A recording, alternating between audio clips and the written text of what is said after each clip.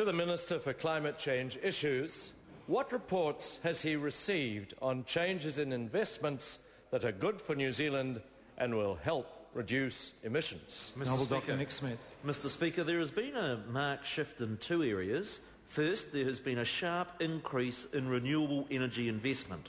80% of the new consents lodged by capacity are for renewable power, whereas prior to 2008, most new investment was for thermal power stations. This is significant because the largest percentage increase in emissions by sector has been electricity, where our emissions are up 120% on 1990 levels. The second shift is in forestry.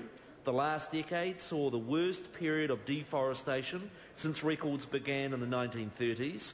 We're seeing a sharp increase in forestry investment from the ETS, with significant increases in forest area for the next 4 years projected by the University of Canterbury's Forest School's annual Forest Intention Survey.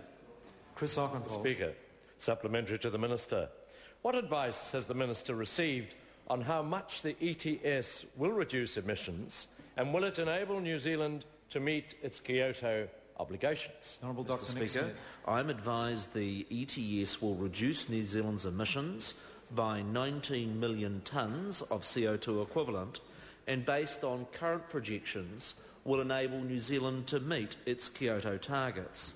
The saviour for New Zealand has been the larger expansion of forestry in the 1990s that is offsetting our approximate 25% increase in gross emissions.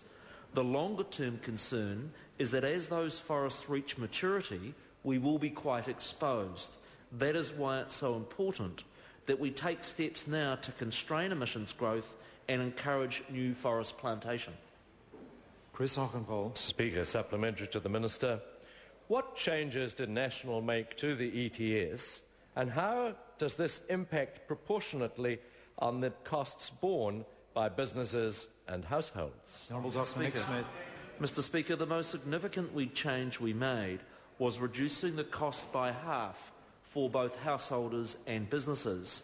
Without our amendments, the price impact on fuel and power prices would have been more than double, and that is why I find cries from the opposition of concerns about the cost impacts of the ETS lack credibility.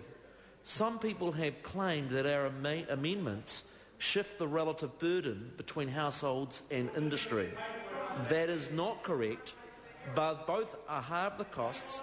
There is no greater allocation to industry than would have occurred under Labour's scheme, albeit we have did as we promised and ensured that small and medium-sized businesses are not discriminated against in the support for trade-exposed industries. Question number 10, Ian Lees-Galloway. Thank you, Mr. Speaker. My